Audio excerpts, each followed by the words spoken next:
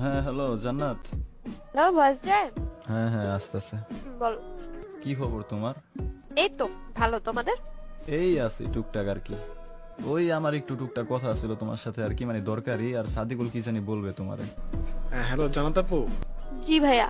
আসসালামু আলাইকুম আপু। ওয়ালাইকুম আসসালাম। ওই হয়েছে কি, সজীব তো বলবে, ঠিক আছে। হুম। আমি আমার টপিক একটা কথা আছে, কিন্তু কথা আছে তার আগে আমি একটা কথা বলতে চাই। হ্যাঁ শিওর। সেটা হচ্ছে, তুমি কি জানো যে তুমি একটা চুত মারানি?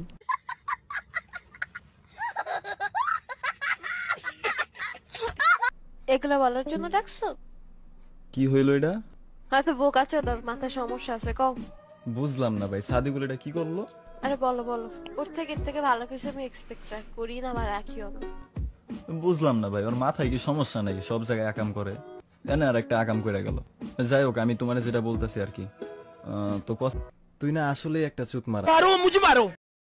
বিশ্বাস করেন রাসেল ভাই, এই ভিডিওটা দেখার পরে ঠিক আমার এই অবস্থাই ছিল।